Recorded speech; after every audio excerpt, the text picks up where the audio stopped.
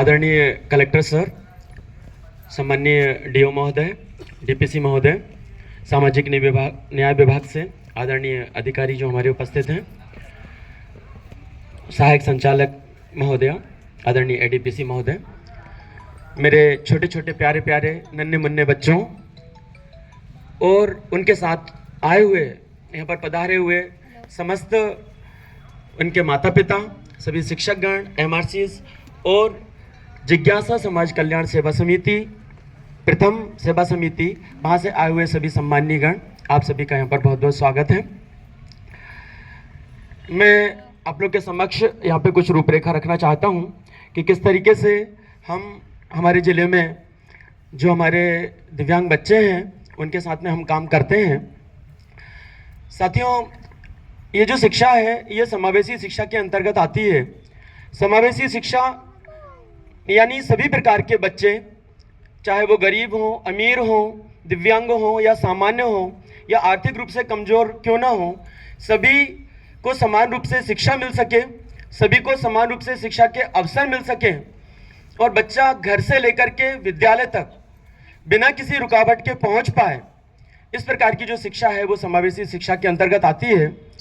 और दिव्यांगजनों के लिए भारत सरकार की तरफ से कई सुविधाएं और योजनाएं संचालित हैं जो हमारे इन नन्हे मुन्ने बच्चों को भारत सरकार के द्वारा और जिले के द्वारा प्रदान की जाती है, जिनमें आर्थिक सहायता के रूप में यदि हम बात करें तो इन बच्चों को छात्रवृत्तियां और भत्ते यहाँ पे प्रदान किए जाते हैं।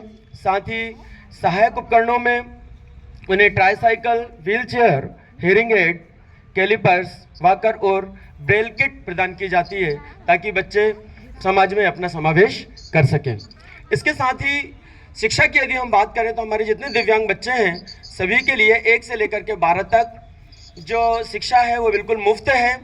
किसी प्रकार की कोई भी उनसे फीस शासकीय स्तर पर नहीं ली जाती है। आरक्षण हम जानते हैं कि शासन के द्वारा उन्हें आगे बढ़ाने के लिए शासन तरह तरह से उन्हें मोटिवेट करती है कि आप आगे बढ़िए, हम आपके साथ हैं।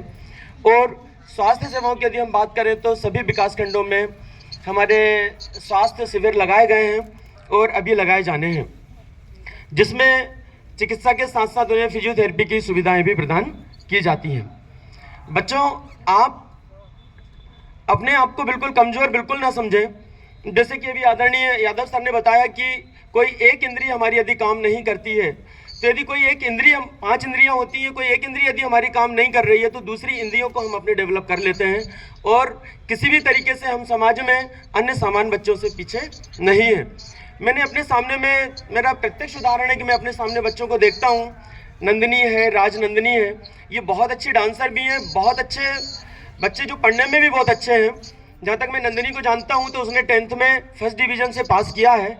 तो कहीं भी कोई भी बच्चा जो है वो पीछे नहीं है।